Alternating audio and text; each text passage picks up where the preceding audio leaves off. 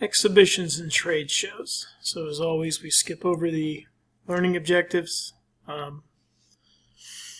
Again, an example of one of many trade shows, in this particular case, jet aircraft, just to kind of show you what happens there. The history of it, as I said, I'm sure there'll be a test question on it, but I won't delve too much into it except for you to look and see how far back this has happened. So again, it is, it's nothing new. The way that we approach it is new, and the concept and technology has kind of, rendered it so that we have a lot of new advances and stuff that happen. So again, trade shows held at the same time as annual meetings, we understand that. So, to give you an example, there's a giant hotel show that occurs in the fall, typically in November in New York. And so you'll see a lot of trade shows that go along with that, whereas for the restaurant trade show in the spring in Chicago, kind of the same thing. So kind of hand in hand, where separate meetings will take place and everyone's in the same place, and it's a great time for you to kind of, as we said before, kind of show off the latest and greatest.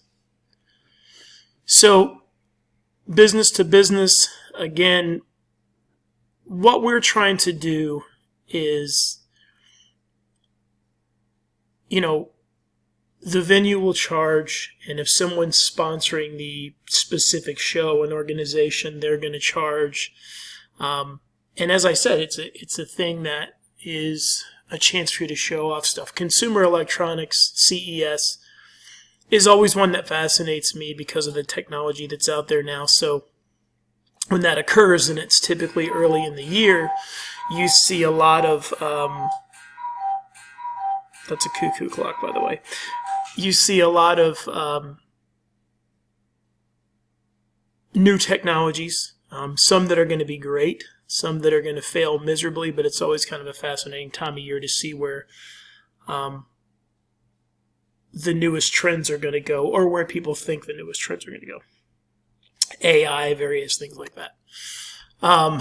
Again, that is also a good example of those open to the public.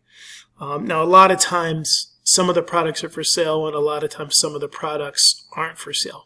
One thing to remember if you ever go to these places is floor demo stuff. If you see some stuff that's there that a company's brought in, depending on what it is and how expensive it is, a lot of times they don't want to pay to ship it back. So sometimes you can kind of stick around and say, hey, any chance you'd sell me that instead of sending it back? It's not always going to be the case that they'll do that, but sometimes they do. And you can usually get a pretty good deal because they don't want to deal with lugging it back. So just some examples there. Consolidation mixed. Usually you'll see a lot of this where it is, members are welcome from this time to this time, and then the public's going to come in at this time. And so it's usually kind of split between that, or there may be certain sections that are for members only, and equipment that goes there. A show that's open to the public, like the restaurant show, while there is a bunch of really cool stuff there, if you were just in Chicago and had a chance to go check it out, there's also a bunch of stuff like you don't need a $50,000 convection oven in your house unless you got a humongous house. But your restaurant might, or your bar might, or your brew pub, or whatever it's going to be. So it's kind of cool to look and see that stuff that normally you wouldn't see. But there are also some versions that may fit in your house or your mansion.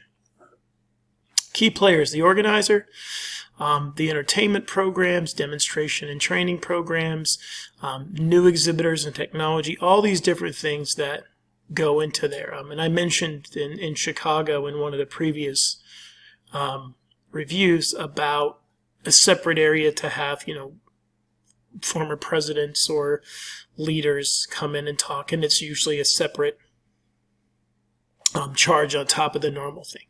So again, when you see that spouse, guest, and children programs, you kind of now see why Orlando could be a big draw for a lot of people, because if they are letting you fly in other people, what are they supposed to do if the trade show doesn't really, or the exhibition doesn't apply to them? But a lot of times you'll see that it is trying to appeal to everybody. So it just depends on what it is. And also, I think looking at that, you can see tons of moving parts. The facility manager, again, this is where we want to have the space set up like this, and we want to have this area be designated for one thing, this area for another. We need to have this. People need the internet. People need, I wouldn't say phones so much anymore because of cell phones. But this is how it's going to work. We have a breakout breakfast at 9:30 for 750 people. And how is that going to happen? So again, set up and tear down and transportation. And with a lot of these shows and a lot of stuff that's being brought in, a lot of times being shipped in, what's the address that we ship it to? How does it get loaded? Where can we bring our stuff in? How early can we get here and set things up for a show that starts at 9? Can we leave this stuff overnight? Is it in a secure location? Do we have to break everything down every day? All these things that need to be asked. The floor plan is key. Signage, what you can and can't do, and the different types of booths, what you need, and everything that goes along with that. And listen, we're going to charge for stuff like that. An extension cord sounds pretty silly for your booth.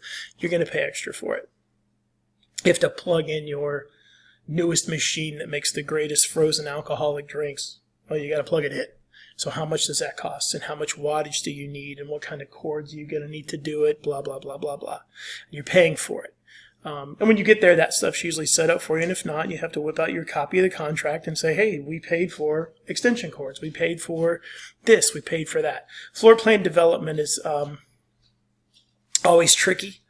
You want the corner spot that's really great. You're going to pay for it. What you can and cannot put up, tape, glue, etc., etc. So again, it's a lot, like I said, a lot of stuff that happens at the same time. So the KSAs, you've probably heard KSAs in other classes when you talk about that too much. But again, an exhibition manager, all those things there, and I would probably bold and underline 55 times flexibility. Something's going to happen. Something's going to double book. Someone's going to, have a request that wasn't taken care of. It happens. So understanding how that works. And understanding, having the vision of what this is going to look like before it happens. That's also incredibly critical because you know what it's supposed to look like when you get going. I'm concerned about my booth and how my booth looks. And I run up there and say, I don't, to heck with everybody else. I'm worried about this, 8x8 spot that is mine. And how traffic is going to go and what it's going to look like. You're floating around making sure that every single person's getting the individual care that they need. Location there is a lot to be said for the same place every year. But if you're national, it's possible that you realize, if you're strictly on the West Coast, your East Coast attendance is probably going to be down. But if you're in a location that everybody wants to go to, then that might be good. Very warm in the winter. And they all come down to, sun and fun. South Florida, we see a lot of that. We do have a lot of, events that switch between locations. I was part of an organization that switched every year. And it was a heck of a lot of fun to go to these events, but they started to see that attendance was waning because sometimes it was too far left or too far right on the map. So they basically picked 4 locations that were fairly centralized, and they rotate between those locations every year. So that kind of made it accessible to as many people as possible. And I don't think for a second they're not revamping that, revising that all the time, because they are. So again, how is that going to work, and what are you trying to get across, and what does it have to do with the area, if anything? So those are all things that you need to look at. But location affects it. From your airport to get to that airport, how many stops, how much is it going to cost, blah, blah, blah, blah, blah. So, the rotation between cities, like I talked about, they haven't really changed it up that much, the organization I was speaking of.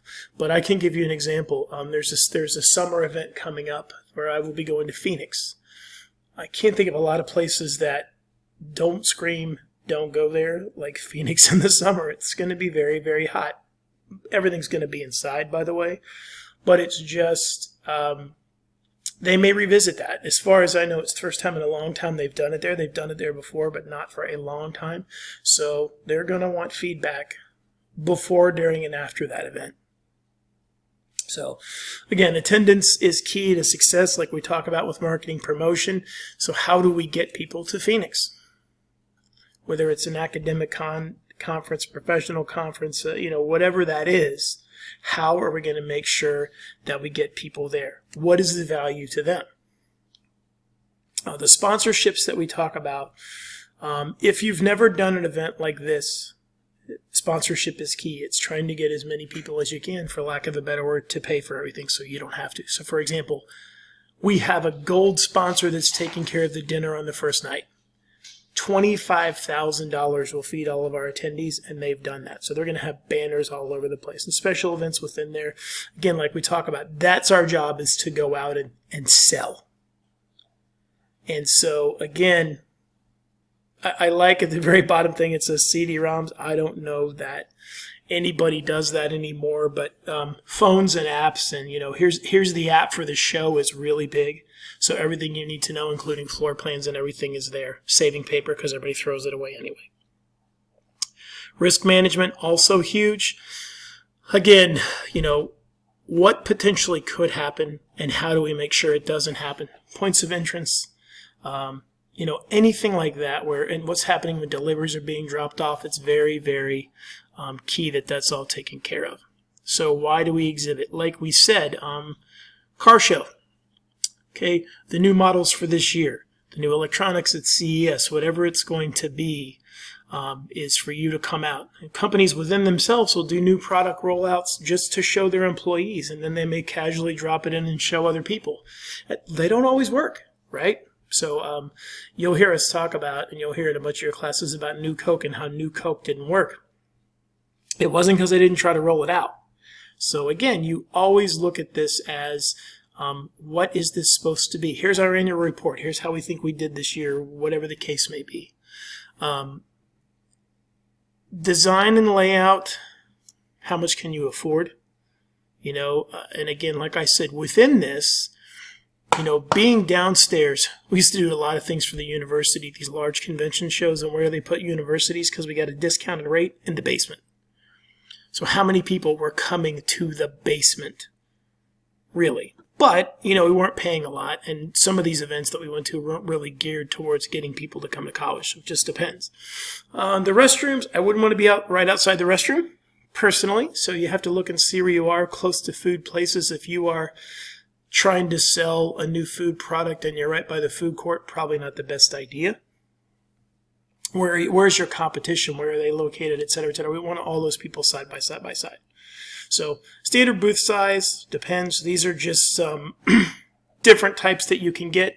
The more intricate they sound, the more money they're going to cost, obviously. So training your staff, be ready to answer questions. You're going to get them, and they may be off the wall, or they may be specific to that product, and you have to know what you're talking about. So it's very, very important. All these things that go into the expenses of what do you expect to get out of attending this event? We went there, and it's make or break for a lot of these companies. Like, we have to sell X, Y, Z, and if we leave and we didn't, it's going to be bad. So we always go back and reevaluate, like I talked about. Brochures, photography, promotional items, training, knickknacks, silly things, keychains. But you know what? Anybody that's taken marketing knows what those things work. So, if you find the right gadget, whether it's a bottle opener or something else, and it has your logo on it, might help. We go back and look at trade shows and see the attendance. We sometimes give awards for the most creative booths. And, again, did it work? This is the thing that we always go back and ask in an exhibition, not just from me as a vendor. Did I sell X amount of things, but did this exhibition and this trade show actually work, and did it have the intended effect that we wanted it to?